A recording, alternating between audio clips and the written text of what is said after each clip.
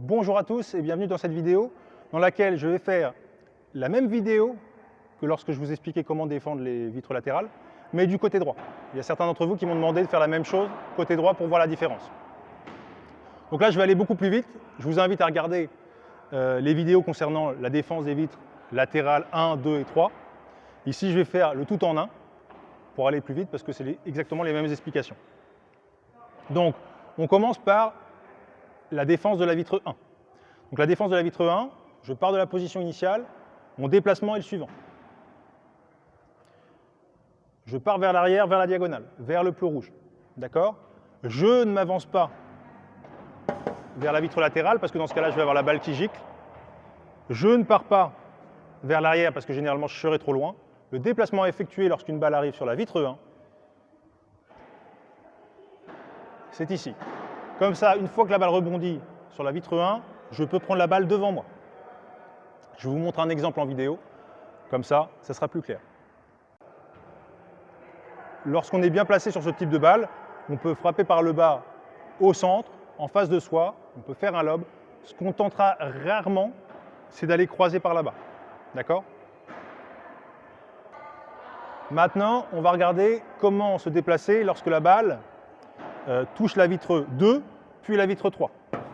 Donc à ce moment-là, à partir de la position initiale, ici, ce que je vais faire, c'est directement venir au niveau de ce plot-là.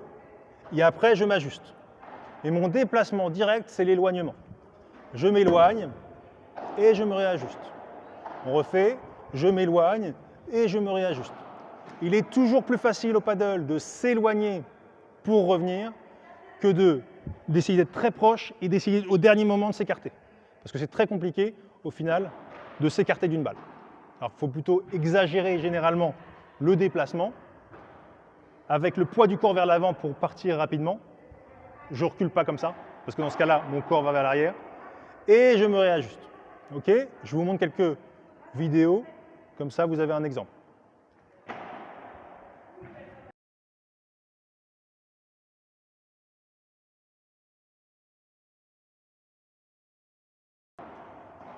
Troisième défense, la défense de la vitre 3-2. Donc la balle vient toucher cette vitre-là, puis part vers la vitre latérale. Donc là, le déplacement effectué, c'est j'accompagne la balle, j'attends qu'elle reparte et je repars avec elle. D'accord? Directement, je prépare, j'accompagne la balle, je marche avec elle et je défends. Ici, on ne voit pas du tout la technique. Ce qui m'intéresse, c'est surtout le déplacement des pieds. Donc la technique, il y a des vidéos pour la technique. Ici, c'est vraiment simplement comment se déplacer pour être bien placé. Donc on reprend. La balle touche la vitre du fond et on repart vers l'avant et on frappe. Les erreurs communes ici, qu'est-ce qu'on voit? C'est l'élève qui part vers l'arrière au lieu de partir vers le coin. Donc dans ce cas-là, la balle est trop loin.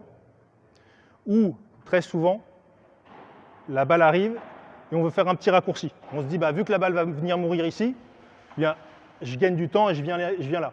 Ce qui se passe dans ce cas-là, c'est que généralement, on va jouer la balle derrière nous. OK? Donc il faut à chaque fois se forcer, sauf si vraiment la balle rebondit très proche de la vitre avec une puissance importante. Dans ce cas-là, c'est vrai qu'elle va repartir très rapidement vers l'avant. Mais sinon, il faut se forcer à chaque fois à avancer, à reculer vers la vitre arrière pour réavancer avec elle. Et vous avez le temps de le faire. Souvent, on a peur de se dire « Putain, j'ai pas le temps, j'ai pas le temps, j'ai pas le temps ». Et je répète toujours à mes élèves « T'as le temps, t'as le temps, t'as le temps ». Parce qu'une fois que vous mettez les jambes et le bon déplacement, c'est comme si le temps se ralentissait. Et vous avez vraiment le temps de jouer et de défendre cette balle-là. Je vous mets quelques exemples, comme ça c'est plus simple pour voir les déplacements. Là aussi, au niveau des trajectoires de balles, au niveau de la défense, autant sur la vitre 2-3, ici, eh bien, il faut généralement faire un lob parce qu'on est tellement loin du filet que si je joue par le bas, j'ai un risque de me faire avoir. Autant là, sur ces balles-là, vu qu'on repart vers l'avant, je peux jouer en face de moi ou au milieu, ou je peux lober en face de moi, au milieu ou en diagonale. Pareil, je ne tenterai pas une balle en diagonale parce que c'est plutôt compliqué. OK? Enfin, au niveau de la rotation ne s'effectue pas quand on est là. C'est vraiment la rotation, c'est un plan B. C'est-à-dire, si à un moment je suis mal placé et que je n'ai que la rotation pour me sauver. Ok, je fais une rotation, je tente quelque chose. Mais dès qu'on est bien placé, on fera de l'éloignement, d'accord? De l'écartement, excusez-moi. La rotation, elle s'effectue quand on est un peu trop avancé, vous voyez au niveau de la ligne. On fait un lob, on reçoit un smash, une balle qui rebondit beaucoup et très rapide, qui vient frapper ici, et qui va ensuite venir mourir au centre. Et dans ce cas-là, je n'ai pas le temps de faire mon écartement. Donc à ce moment-là, je vais faire ma rotation en pas chassé.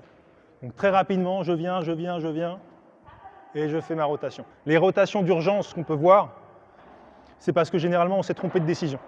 On a oublié de s'écarter, on est mal placé, et donc on fait une sorte de rotation sur soi-même qui nous fait tourner la tête, mais ce n'est pas du tout conseillé.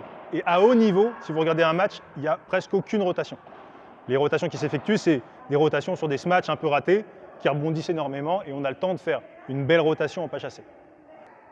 C'est tout pour aujourd'hui. J'espère que cette vidéo a plu aux personnes qui me l'avaient demandé, pour les joueurs de droite.